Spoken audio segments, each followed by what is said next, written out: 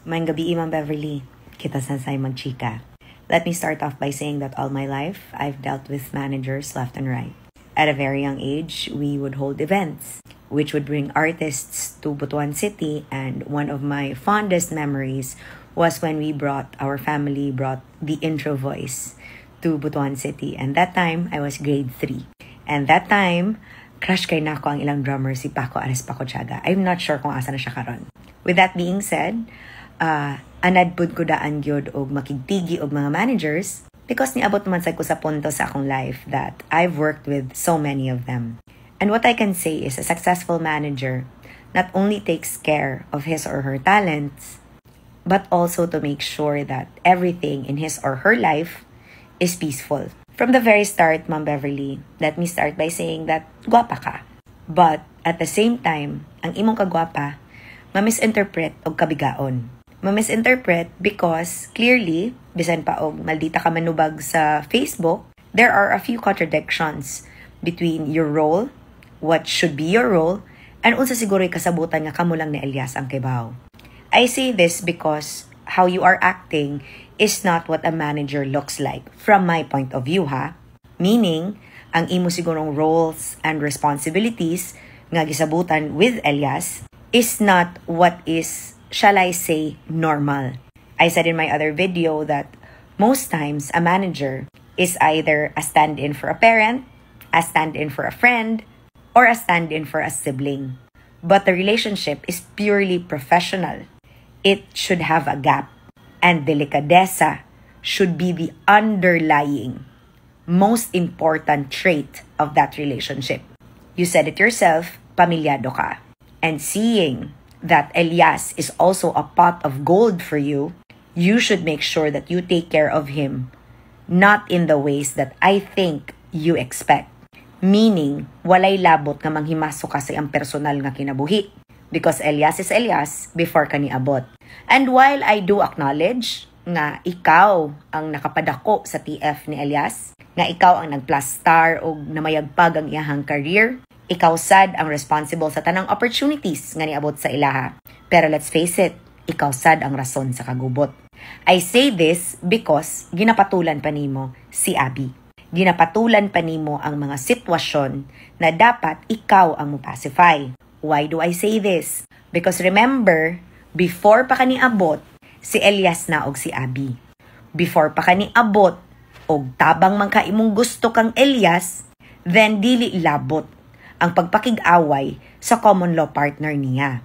Kibalo man di ikadaan nga ang gubot makakos og distraction kang Elias, then why do you take part in it? Why do you fuel it? Personally, manggod, I have met managers who are my friends. Actually, some of them you even met and worked with. Di gina sila manugot nga sila ang rason nga ilang talent malarag.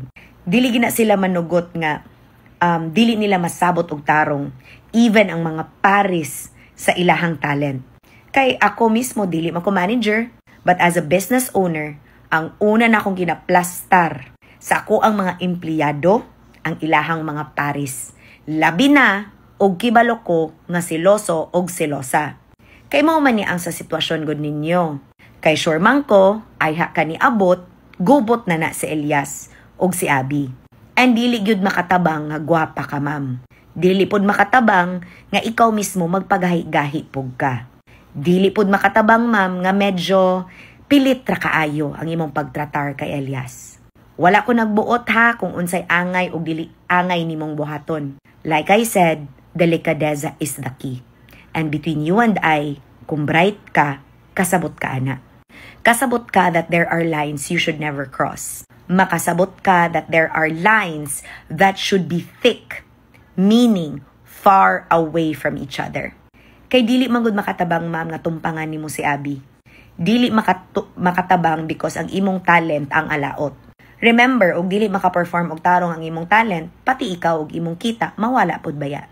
Dili ra baya pagpamugas ni Elias ang mawala, labaw na ka. Is this really worth it? Mausad nay akong ikapangutanan nimo. Kay kung ako si Abby, dugay ra ka nawa. Kung ako si Abby, paundangon ako akong bana. And mupili gid akong bana nako, pero ako man ang bana, di man na si Elias. And mo sa giingon. In your part, if maayo ka nga manager, you think that this is worth hurting your reputation for? That masultian nga nang unay ka og talent nimo? Kay mo gawas biagid nga nangilog ka. Kay bisan saon biag ingon ni Elias nga gipili kaniya kay oportunidad ang imong gihatag sa iyaha, dili gyud gihapon ikaw ang legal. Labi na og kasado pug ka.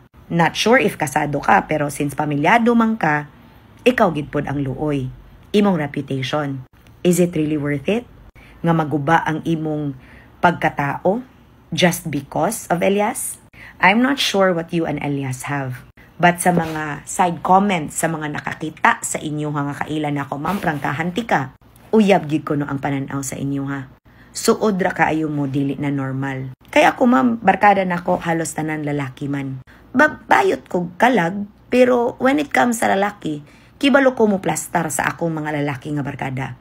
And pag abot sa kumbana, paong silang tanan. Meaning, bisan pag unsa ta kasuura, even ako og akong best friend nga si Jeff, we really changed our dynamic the moment I got married. I'm not sure if married ka or dili, ma'am. Pero the moment that you handle a male talent, you should know your place.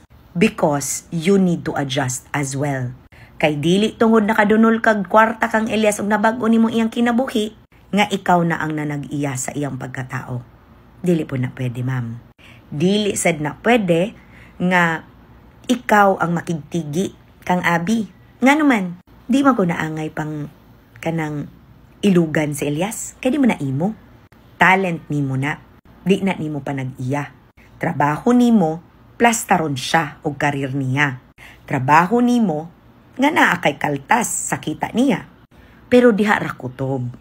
Dili ka uyab, dili ka mama, pwede ka mo atiman. Pero atiman nga dawat sa iyahang paris. And isa pa, ma'am, dapat ikaw ang ni-pacify sa away ninyo ni Abby. Kay for sure, kamong duha naman mo'y bangi gyud, judging from your posts.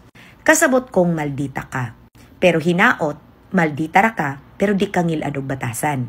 Unsa akong pasabot.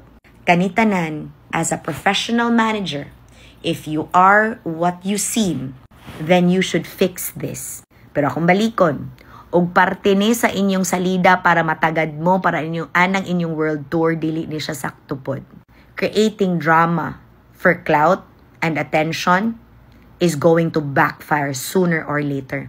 It is also a marking of a weak marketing strategy from a manager. Creating drama when it isn't true. If dili ni tinuod ha, pero if tinuod ni, it will be worse. Why? Because what you are doing will cause your undoing. Sabi ni Saya pa, inyong binuhatan ni Elias ang makaguba sa tanan ninyong gikahaguan. Nga naman, naamangoy gaba, Beverly. Ang gaba, di magsaba, pero moabot yun na. Og limpyo kag konsensya, then you will be able to fix this. Pero if ikaw pod mismo na-attract na ka kang Elias, remember, di na labot sa sabot. Og dili mo adjust dapat si Abby para nimo. Si Elias dapat mo plastar sa ilang relasyon, ay ka mo sulod. Because no matter what you do, no matter isog ka, pero mali ka, mupahunok dapat ka. Okay raman nang mubarog ka kung naka sa katarungan. Pero sa sitwasyon karon, it doesn't look good when your drama overshadows the talent of your talent. Nga mas kamo pa ni Abby ang nangasikat kay kang Elias nga Ginoo ko labaya na magpanti og bra pero ikaduhara iyang uhahay sa inyong kalangag. I'm sure nasabtan nimo, ma'am. I have nothing personal against you. I'm just being frank because you shared my post. But this is really what I want to say to you. I'm sure you know your place. I'm sure you're a good manager. So in this case, fix it. Ingat! Good night.